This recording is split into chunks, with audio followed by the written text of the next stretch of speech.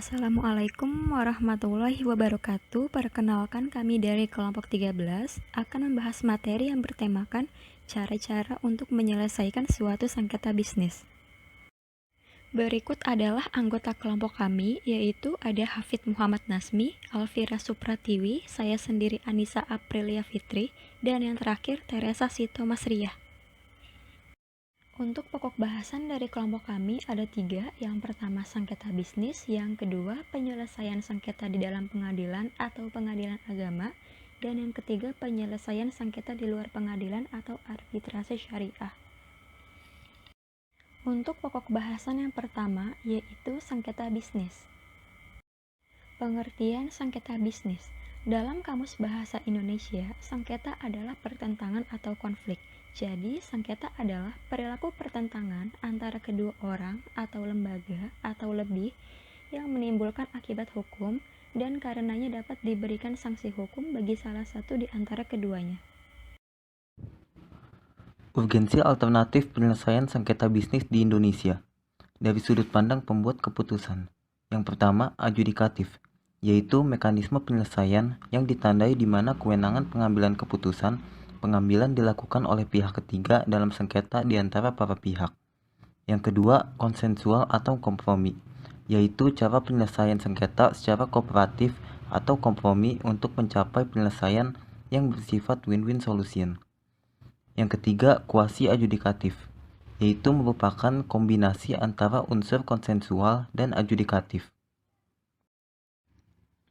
Dari sudut pandang prosesnya, yang pertama, litigasi merupakan mekanisme penyelesaian sengketa melalui jalur pengadilan dengan menggunakan pendekatan hukum. Lembaga penyelesaiannya yaitu pengadilan umum dan pengadilan niaga.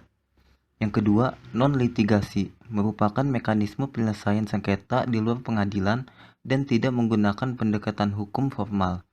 Lembaga penyelesaiannya melalui mekanisme yaitu arbitrase, negosiasi, mediasi, dan pihak netral.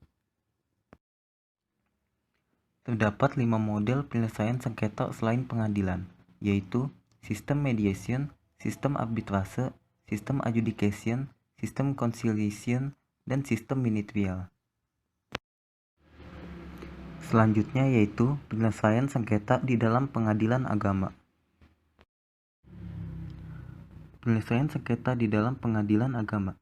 Pengadilan agama merupakan salah satu kekuasaan kehakiman bagi rakyat mencari keadilan yang beragama Islam mengenai perkara perdata tertentu.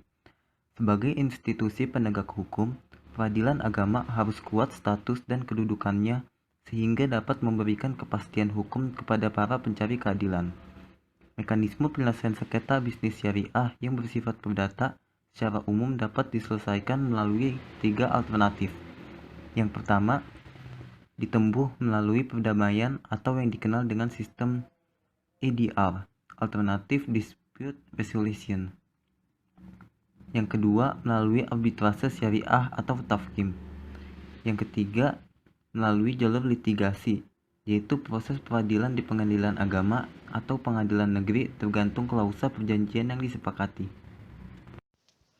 Yang pertama ada perdamaian atau sulhu atau sistem ADR, Alternative Dispute Resolution. Langkah pertama yang perlu diupayakan ketika hendak menyelesaikan perselisihan ialah melalui cara damai. Untuk mencapai hakikat perdamaian, prinsip utama yang perlu dikedepankan adalah kesadaran para pihak untuk kembali kepada Allah atau Al-Quran dan Rasul-Nya atau Al-Sunnah dalam menyelesaikan segala persoalan.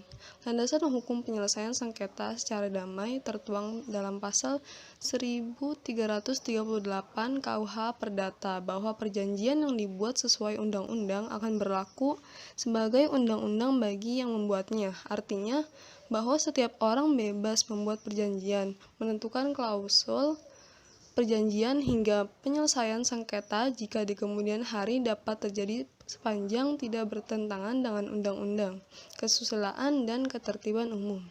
Mardani mengemukakan keuntungan penyelesaian sengketa secara damai antara lain, yang pertama kesukarelaan dalam berproses, yang kedua prosedur cepat, yang ketiga hemat waktu, yang keempat hemat biaya, dan yang kelima terpelihara hubungan baik antar pihak yang bersengketa.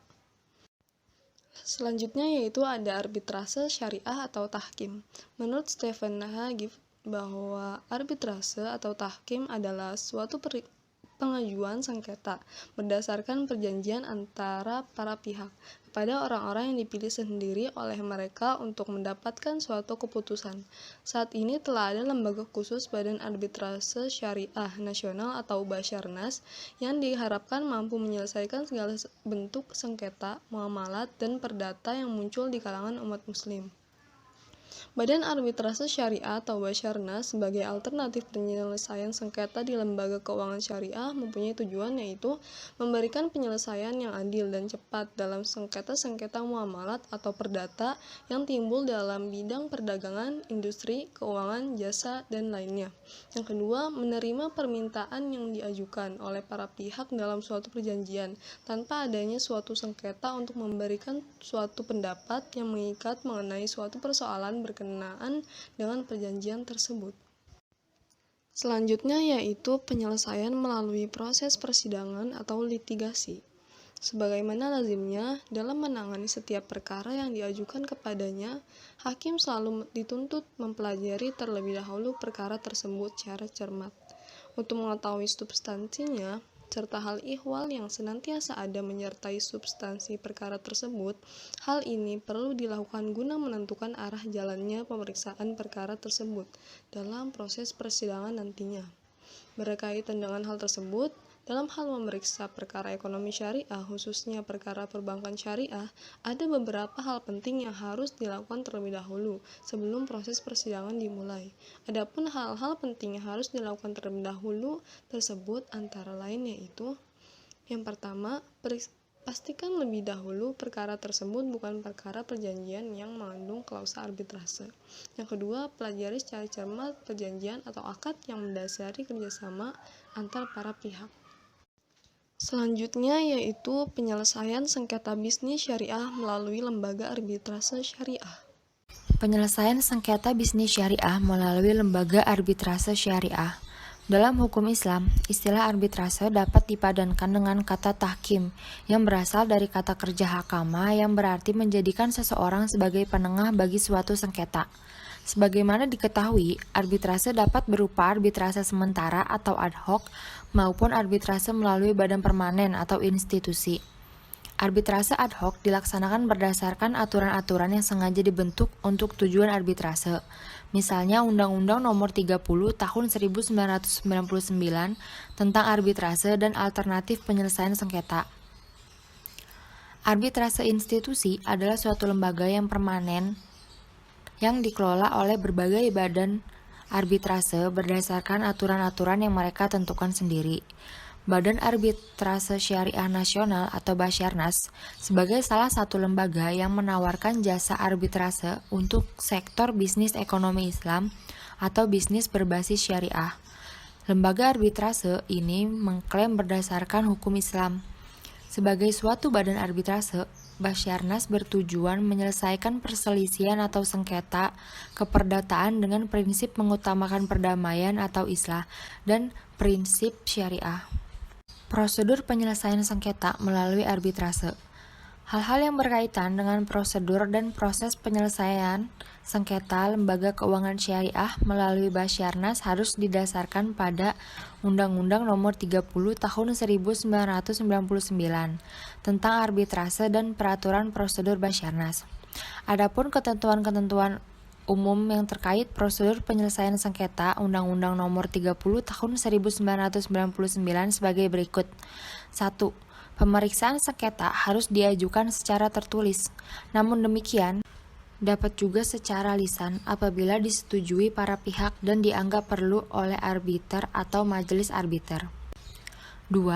Arbiter atau majelis arbiter terlebih dahulu mengusahakan perdamaian antara pihak yang bersengketa.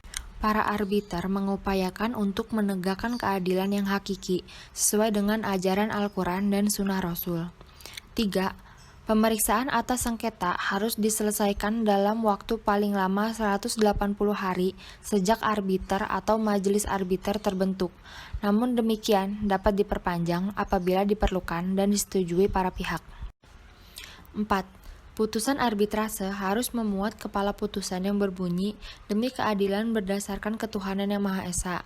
Nama singkat sengketa, uraian singkat sengketa, pendirian cara pihak, nama lengkap dan alamat arbiter, pertimbangan dan kesimpulan arbiter atau majelis arbiter mengenai keseluruhan sengketa, pendapat masing-masing arbiter dalam hal terdapat perbedaan pendapat dalam majelis arbitrase, amar putusan, tempat dan tanggal putusan, dan tanda tangan arbiter atau majelis arbiter. 5. Dalam putusan ditetapkan suatu jangka waktu putusan tersebut harus dilaksanakan. 6. Apabila pemeriksaan sengketa telah selesai, pemeriksaan harus ditutup dan ditetapkan hari sidang untuk mengucapkan putusan arbitrase dan diucapkan dalam waktu paling lama 30 hari setelah pemeriksaan ditutup. Yang ketujuh, dalam waktu paling lama 14 hari setelah putusan diterima, para pihak dapat mengajukan permohonan kepada arbiter atau majelis arbiter untuk melakukan koreksi terhadap kekeliruan administrasi dan atau menambah atau mengurangi suatu tuntutan putusan. Sekian dari kelompok kami, kurang lebihnya mohon maaf. Wassalamualaikum warahmatullahi wabarakatuh.